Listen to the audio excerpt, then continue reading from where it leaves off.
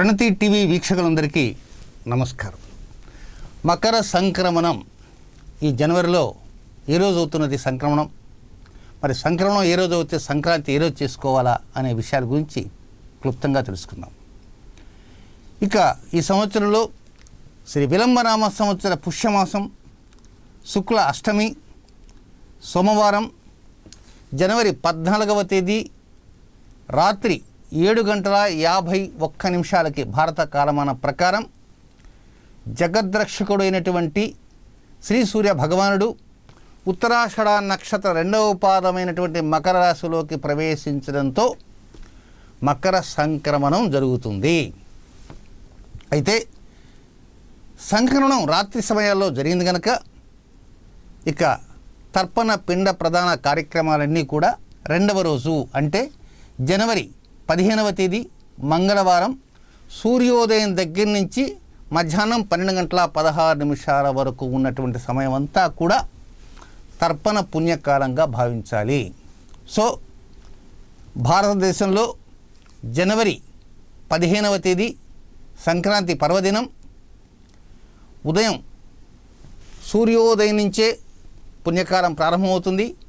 మధ్యాహ్నం 12:16 పుణ్యకాలం ముగిసిపోతుంది. అయితే మధ్యాహ్నం తదుపరి కూడా తర్పణ కార్యక్రమాలను చేస్తూ ఉంటారు, తప్పు కాదనే భావించాలి. ఇక ఈ సంవత్సరం మకర సంక్రాంతి పుణ్యపురుషుడు ఆత్రేయస గోత్రోద్భవుడై సింహ వాహనం మీద ధ్వాంత అనేటువంటి నామధేయంతో వస్తున్నాడు. సరే, ఇండియాలో అయితే జనవరి 15 సంక్రాంతి పండుగ చేసుకుంటున్నాం. మరి మన తెలుగువారంతా కూడా అమెరికాలో ఉన్నారు, లండన్లో ఉన్నారు, ఆస్ట్రేలియాలో ఉన్నారు.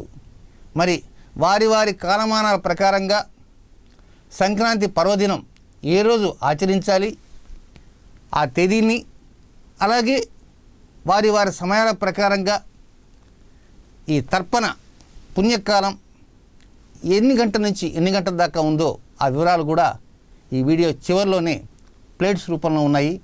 వాటిని చూసి ఆ ప్రకారంగా అక్కడ ఉన్నటువంటి తెలుగువారు ఆ సమయాలలో తమ తమ పితృదేవతలకు తర్పణ కార్యక్రమాలని ఆచరించవచ్చు.